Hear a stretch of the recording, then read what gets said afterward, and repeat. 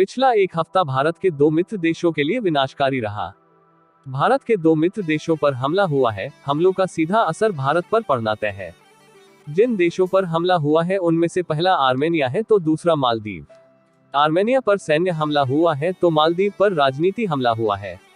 पहले हम जल्दी से बात आर्मेनिया पर करेंगे और उसके बाद तसल्ली से मालदीव पर हुए हमलों को बताएंगे। मालदीव में जो हुआ है वह भारत के लिए गहरी चोट है।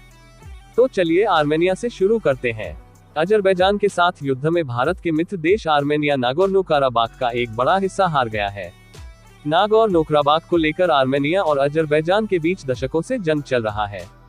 अंतर्राष्ट्रीय स्तर पर इस इलाके को अजरबैजान के हिस्से के रूप में मान्यता प्राप्त है, लेकिन बीते यहाँ 3 दशकों से यहाँ का शासन आर्मेनियाई लोगों के हाथों में था।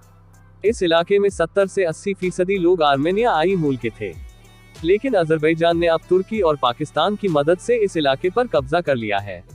अपनी बचाव के लिए आर्मेनिया भारत से Pinaka multi barrel rocket launcher system खरीदा था, लेकिन हैरान करने वाली बात यह है कि जब अजरबैजान ने इस इलाके पर हमला बोला तब आर्मेनिया ने अपनी सैन्य शक्ति का पूरा इस्तेमाल ही नहीं किया। आर्मेनिया ने आत्मरक्षा के लिए भारत से खरीदे हथियारों का इस्तेमाल ही नहीं किया। नतीजा ये हुआ कि अजरबैजान पाकिस्तान और तुर्की के हथियारों की मदद से इस इलाके पर कब्जा करने में सफल रहा। भारत के विदेश मंत्री एस जयशंकर ने आर्मेनिया के विदेश मंत्री से मुलाकात की है। दोनों ही विदेश मंत्रियों ने आगे के रणनीति पर काम करना शुरू कर दिया है। चलिए अब बात करते हैं इससे भी बड़ी खबर की।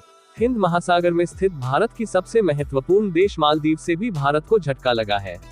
मालदीव में भारत समर्थक राष्ट्रपति की हार हो गई है। मालदीव में अब चीन के इशारों पर काम करने वाले राष्ट्रपति की जीत हुई है। आपको बता दें कि मालदीव की राजनीति के एक हिस्सा भारत समर्थक है। इस हिस्से की पॉलिसी इंडिया फर्स्ट होती है, तो वही दूसरा हिस्सा चीन समर्थक है। चीन समर्थक हिस्सा मालदीव से इंडिया आउट की कैंपेन चलता है। 2018 में जब इब्राहिम मोहम्मद बोले मालदीव की राष्ट्रपति बने थे, तभी से भारत के साथ मालदीव की नजदीकियां बहुत ज्यादा बढ़ गई थी। मोहम्मद शोले ने मालदीव में चल रहे भारत विरोधी गतिविधियों को कुचल दिया था, लेकिन अब मोहम्मद शोले हार गए हैं।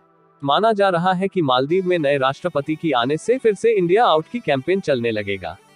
मालदीव से भारत को अलग करने के लिए चीन अंधाधुंध पैसा उड़ा रहा है। इंडिया आउट कैंपेन चलाने वाले लोगों का कहना है कि भारत मालदीव की आंतरिक मामलों में दखल देता है, इसलिए भारत को मालदीव से बाहर कर देना चाहिए। इंडिया आउट की कैंपेन चलने वाले नेता मालदीव से भारतीय सेना को भी बाहर करने की मांग कर रहे हैं।